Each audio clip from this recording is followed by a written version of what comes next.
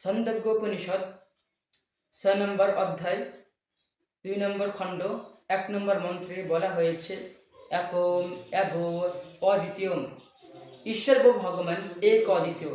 তাদের মুখ দিয়ে বলে নেবেন যে, আচ্ছা বলুন দাদা, ঈশ্বর কি ভগবান এক অদ্বিতীয়? আপনাদের কিতাব ছন্দোগ্যোপনিষদেতে বলা হয়েছে, আপনি কি এটা বিশ্বাস করেন? তাকে জিজ্ঞেস করবেন। আসসালামু আলাইকুম রহমতুল্লাহ। একজন মুসলমান কিভাবে হিন্দুকে দাওয়াত দিবে, বা আপনি কিভাবে মুসলমানকে দাওয়াত দিবেন? শুরু থেকে বলবেন কেমন আছেন দাদা, কেমন আছেন ভাই। এরপরে আপনি কোরআন দিয়ে দাওয়াত দেওয়া শুরু করবেন। নরম ভাষায় অন্তরে ব্যথা নিয়ে তাদেরকে দাওয়াত দিবেন। সূরাতুল ইখলাস দিয়ে শুরু করবেন।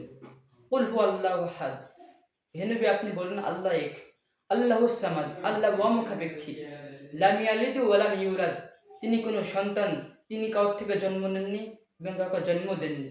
ওয়ালাম ইয়াকুল লাহু কুফুয়ান আহাদ, এবং তার সমকক্ষ কেউ নেই।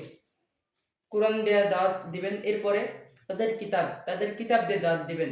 আল্লাহ যে এক, তাকে আগে প্রমাণ করে নেবেন, যে তাকে জিজ্ঞাসা করবেন আল্লাহকে এক, তাকে জিজ্ঞেস করবেন মালিককে এক, এবং তাদের কিতাব দিয়ে দাওয়াত দিবেন। ছন্দোগ্যোপনিষদ ৬ নম্বর অধ্যায় ২ নম্বর খণ্ড ১ নম্বর মন্ত্রে বলা হয়েছে একম অ্যাভো অদ্বিতীয়ম, ঈশ্বর বা ভগবান এক অদ্বিতীয়। তাদের মুখ দিয়ে বলে নেবেন যে, আচ্ছা বলুন দাদা, ঈশ্বর কি ভগবান এক অদ্বিতীয়? আপনাদের কিতাব ছন্দোগ্যোপনিষদেতে বলা হয়েছে, আপনি কি এটা বিশ্বাস করেন? তাকে জিজ্ঞেস করবেন, তাকে তার থেকে জিজ্ঞেস করবেন। এই বলে দাওয়াত দেওয়া শুরু করবেন, দাওয়াতি কাজ শুরু করবেন। হিন্দুদেরকে দাওয়াত দিবেন, খ্রিস্টানদেরকে দাওয়াত দিবেন।